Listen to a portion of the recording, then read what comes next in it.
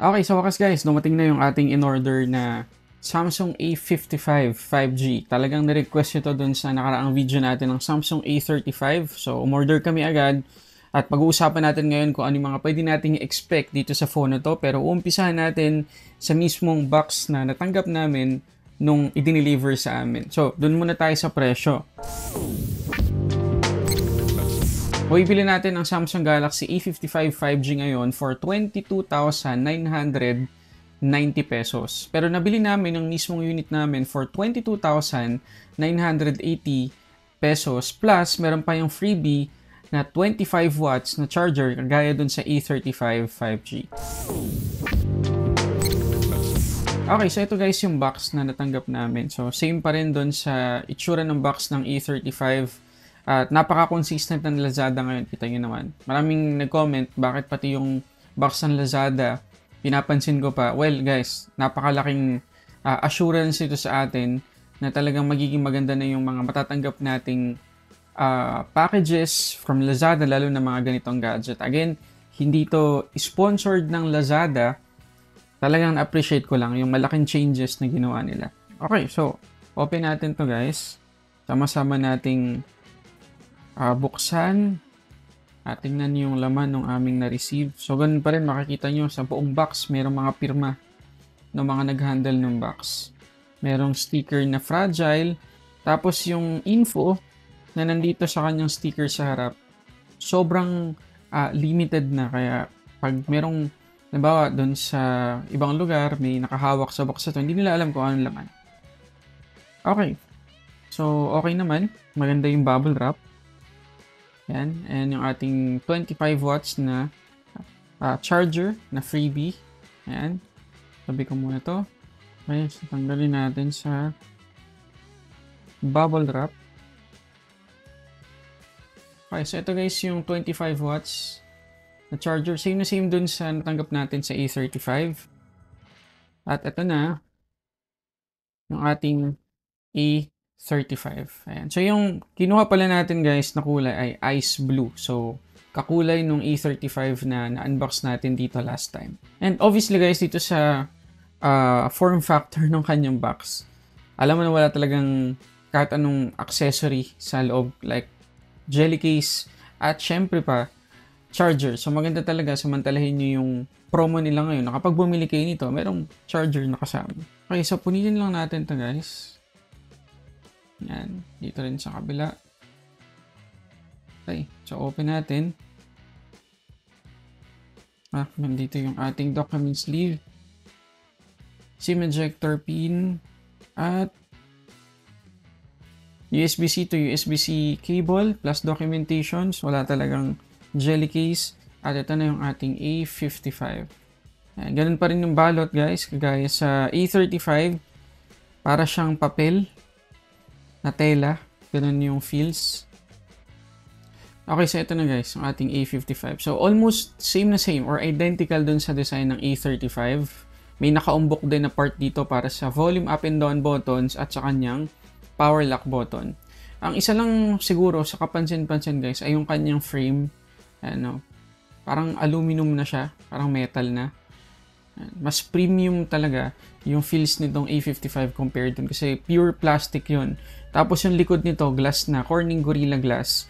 So, malaki-laking upgrade pagdating sa design tsaka sa form factor. Tapos yung speaker, makikita nyo dito sa baba, hindi siya butas-butas. Ayan, no? Ano siya, guhit. So, malaki-laki yung difference sa design. Yung mga antenna ay mas obvious dito sa phone na to. Ayan, pati dito sa taas. Okay, so again, mas premium tingnan yung phone na to. So, na-open na natin, setup ko lang, kuha ko na ilang mga data, pati mga sample photos at videos. Balikan ko kayo. Okay, so full setup na yung ating Samsung Galaxy A55 5G at nakakuha na rin kami ng ilang mga sample photos, videos, at nakakuha ko dito guys na ilang mga data na tingin ko makakatulong sa inyo para mas makapag-decide kayo kung dapat nyo bang bilhin to over A35. Tara, pag-usapan natin. Okay, so una natin balikan guys ay yung design ng phone na to. So, kagaya na sinabi ko sa unboxing, yung itsura niya almost identical dun sa A35. Yung materials lang talaga yung sobrang different sa kanilang dalawa. So, yung likod nito, Corning Gorilla Glass. Doon sa A35 ay plastic. Tapos yung frame ng A55, may pagka-brush metal yung design. Ayan, no? Mas maganda siya. Tsaka mas comfortable siya hawakan compared sa A35. Pero hindi ganun kalayo Hindi ganun kalayo kasi baka sabihin ninyo, masyado kong ine-emphasize yung design nitong A55. Again, almost identical sila. Yung materials lang talaga na ginamit. At kaunting design dito sa frame, yung makikita ninyong difference. Isa pa sa mga napansin ko guys, ay yung kanyang bezels. So dun sa A35 5G, nasabi ko na sa unang tingin, parang pantay yung bezels niya dito sa taas, tsaka sa baba. Pero nung ginagamit ko na, napansin ko dun sa A35 na mas makapal dito sa chin yung bezels. So, ganun din ba yung dito sa A55? Yes, guys. Sa unang tingin, unang akala ko din sa unboxing, pantay yung taas tsaka yung baba. Pero habang ginagamit mo, mapapansin mo talaga na mas makapal ng konting-konti yung chin ng A55 compared sa kanyang forehead. So, ayun lang naman. Hindi naman sobrang bothering yun, pero mapapansin mo talaga kahit ayaw mo, hindi ko na talaga siya gustong bigyan ng pansin, pero talagang naging obvious na habang ginagamit ko siya whole day. Pero yung gilid niya, dalawang gilid tapos itong taas, pantay na pantay talaga. So, yun lang naman. Tapos, dito sa taas, makikita natin yung ating SIM tray, tsaka yung secondary microphone. So, check natin yung kanyang SIM tray. And according sa GSM Arena, may support din to sa eSIM. So, tingnan natin to. Okay, so pwede tayong magsalpak guys ng dalawang SIM or isang SIM plus micro SD. So, ano siya? Hybrid siya. Ayun guys, pagdating sa haptics nitong A55 5G, same na same lang yung masasabi kong feedback doon sa nasabi ko sa A35. Maganda naman siya, kaya mas maganda rin, huwag yun nang i-off, i-enjoy ninyo. Tapos guys, dual speakers yung meron tayo dito sa A55 5G. Yung secondary speaker niya ay nandito sa kanyang earpiece. Kaya wala tayong makikitang kahit anong grills or butas dito sa may bandang top part. Tapos yung kanyang main speaker nandito naman sa baba. Pagdating sa quality guys, malakas. Hindi sabog yung tunog kahit na i-max natin yung volume. And pagdating sa max volume, hindi ako nabitin. So overall, maganda yung sound ng mga speaker nitong A55 5G. Yung biometrics natin dito guys, ganun pa rin. Ayan. Ano pa rin siya? In-display fingerprint scanner. Okay naman, reliable naman. Basta ayusin lang natin yung pagka-register sa ating thumb or fingerprint para hindi tayo magka-problema. Okay, before ko makalimutan guys, itong Samsung Galaxy A55 5G ay merong IP67 na rating. So, water, tsaka dust resistant yung phone na to. So, hindi tayo mag-aalala if ever na matalsikan ng tubig, maulanan, hindi siya agad-agad papasukan ng tubig, or kahit dali natin sa medyo maalikabok na environment, okay lang. Pero guys, syempre wala pa rin tayong pre-installed na screen protector dito sa A55. Wala din tayong kasamang case, kahit man lang jelly case, so mapapagastos tayo agad pagkabili natin sa phone na to. At nandyan sa description box baba, yung binili kong tempered glass at case dito sa A55 5G. However, hindi pa dumadating yung mga yun. Kaka-order ko lang din, so hindi ko may pakita sa video na to kung ano yung quality. Ngayon, pagdating naman guys sa display, meron pa rin tayo ditong 6.6 inch Super AMOLED Full HD Plus display, 120Hz yung max refresh rate, may support sa HDR10+, aabot ng 1000 nits yung kanyang peak brightness, at merong Corning Gorilla Glass Victus Plus protection. Ngayon, pagdating sa quality ng kanyang display guys, same na same yung i-expect natin sa kung anong quality meron yung Samsung Galaxy A35. Same na same yung kanilang specs, so yung quality, yung pagka-vibrant ng display, yung deep blocks, same na same dito sa A55. Ngayon, check natin guys yung settings kung meron tayong makikitang bago. Pagdating sa motion smoothness o yung refresh rate setting niya, meron tayong dalawang option, adaptive, tsaka standard. Adaptive, from 120, bababa siya to 60Hz. Standard, nakalak lang siya to 60Hz at makakatipid tayo sa battery kapag yan yung pinili natin. At upon checking guys, tinest ko naman na talagang bumababa siya from 120 to 60Hz kung hindi natin ginagalaw yung display or kung hindi naman talaga kailangan ng isang application na nakabukas. Ang isang complaint ko lang siguro sa behavior ng kanya refresh rate ay kapag naka-AOD tayo or naka-always on display. Pakita ko sa inyo. Okay, so makikita nyo ngayon guys sa taas ng display 120, tapos bababa siya ng mabilis to 60 kapag hindi na natin talaga kailangan.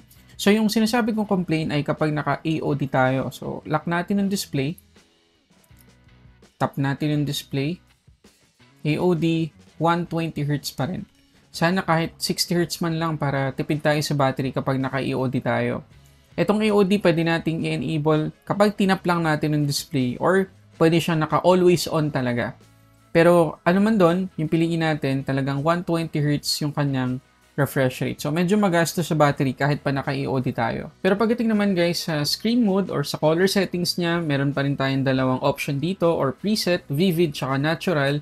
At pwede nating matimpla yung kanyang white balance or color temperature. Para naman sa mga nagpaplano na mag-stream dito ng movies or TV series sa Netflix, lalo na yung kanyang wide fine security level, level 1, so good news, yung max playback resolution, full HD, tapos meron pa siyang support sa HDR10 kapag nagpa-play tayo ng videos na HDR. At yan siguro isa sa malaking difference sa display na makikita natin dito sa E55 compared sa E35. Kapag nag-stream tayo ng mga movies or TV series na naka-HDR, may support dyan yung E55. Samantalang yung E35 walang support sa HDR contents. Ngayon, pagdating naman guys sa performance, itong Galaxy A55 5G ay naka One UI 6.1 out of the box, Android 14 na yan. Yung kanyang chipset, Exynos 1480, at meron tayo ditong Xclipse 530 na GPU. 8GB pa rin yung ating physical RAM at 256GB naman yung kanyang internal storage. At kagaya pa rin dati guys, meron pa rin tayong RAM Plus dito or virtual RAM. So pwede tayong mag-add ng up to 8GB of virtual RAM. So technically pwedeng maging 16GB of RAM itong A55 natin. Pero check natin yung impact niyan sa performance. So ito guys, sinukuha nating score sa Antutu. 735,701. Yan ay kapag naka-on yung ating virtual RAM. So medyo malaki-laking jump sa performance guys kung ikukumpara natin yung Antutu score na nakuha natin dito sa A55 at sa A35. Yung A35 nasa 600,000 plus lang, samantalang ito naman 700,000 plus. So medyo malayo-layo sila. Pero check natin yung impact sa performance kapag in-off natin yung virtual RAM. Ito guys, sinukuha natin. Medyo malaki-laki yung nadagdag sa score, 743,960. So kung ako sa inyo guys, kung hindi naman talaga kailangan, huwag nyo nang gamitin yung virtual RAM dito sa A55. Mas maganda pa yung magiging performance natin. Ngayon guys, konting info lang tungkol doon sa GPU na nilagay nila dito sa A55, which is yung Xclipse 530. Medyo proud dito yung Samsung dahil based sa AMD architecture yung GPU na yan at mas mabilis daw, sabi nila, ng 53% pagdating sa performance compared sa mga Mali GPU. So, check natin. Okay, so ito muna tayo sa Asphalt 9. So, makikita nyo na hindi niya na-generate lahat ng graphics. Pero smooth. Okay? Smooth siya. Wala naman akong masabi. Wala naman tayong frame drops. Wala tayong lag. So, okay naman siya overall. At yun naman yung importante. Pero, hindi pa siya ganun ka-optimize dito sa game na to. So, test tayo ng ibang game. Okay, so dito naman tayo sa Ark Survival. So, yung ating video settings or graphics quality ay naka-epic, tapos yung resolution natin nakasagad din. So, check natin kung kakayanin. Okay, so una sa lahat guys, napaka-smooth din and nakaya naman niya. So, check natin. Lakad tayo or takbo. Ayan. Wala din naman siyang struggle. Wala kang struggle na mapifeel sa kanya. So, kayang-kaya niya pa rin. Ayan. So, ulitin ko lang sagad yung graphics natin, pati resolution dito sa game na to, pero kayang-kaya nitong Galaxy A55 5G. Ano? Ganda. Ayos. So, pagdating guys sa gaming, okay na okay itong A55 5G. Pagdating naman guys sa camera performance, naka 50 megapixels 1.8 aperture tayo na main shooter, meron yung OIS at naka Sony IMX906 na sensor. Yung ultra-wide naman niya, 12 megapixels at naka Sony IMX258 na sensor. Meron din siyang 5 megapixels na macro camera, 32 megapixels na selfie camera na naka Sony IMX616 naman na sensor. Okay, so bago natin ipakita guys sa mga sample photos at videos kuha dito sa E55, gusto ko lang i-mention na malaki-laki yung difference ng camera specs na nandito sa phone na to compared dun sa A35. Yes, naka 50 megapixels din na main camera yung A35 at meron din yung OIS, pero yung sensor nun naka ISOCELL GN8 lang. Samantalang yun dito naman sa A55, IMX906 ng Sony. Tapos yung kanyang ultra-wide, 12 megapixels na, samantalang 8 megapixels naman sa A35. Tapos sa A35, 12 megapixels lang yung ating selfie camera. Dito naman 32 megapixels. So medyo malaki-laki talaga yung camera specs nitong A55 compared sa A35. So, tingnan na natin yung mga sample photos at videos.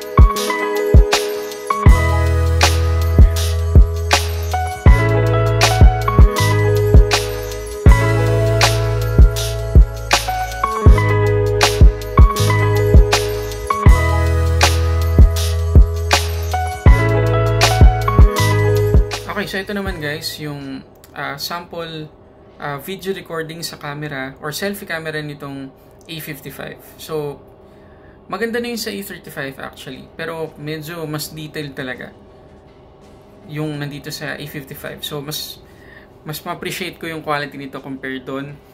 Tapos, ganun pa rin stable kahit itong selfie camera dahil na rin sa Electronic Image Stabilization or EIS.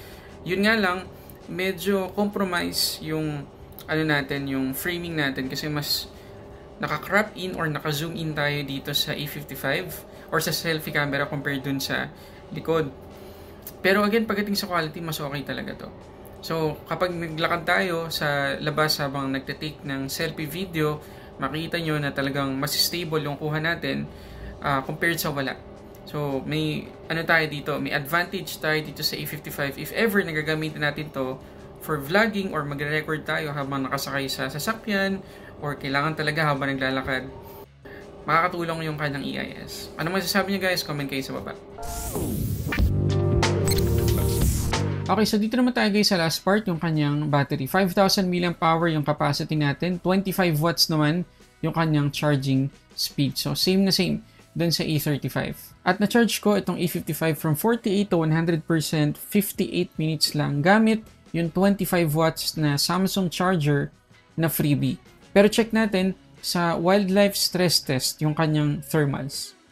Okay, so ito guys yung result ng wildlife stress test. So sa battery, nabawasan tayo ng 7%. So sakto lang, okay lang naman.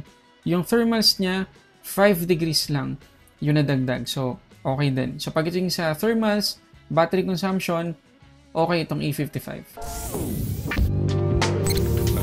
Okay, so yun na lahat guys, mga gusto kong i-share tungkol dito sa Samsung Galaxy A55 5G. Sa tingin nyo ba sulit to para sa presyo niya? Comment kayo dyan sa baba. At para sa updated pricing, ilalagay ko din yung link ng Lazada kung saan namin ito nabili dyan sa description box sa baba. Maraming salamat guys sa panonood. Para sa samot sa ating unboxing reviews, this is Sulit Tech Reviews.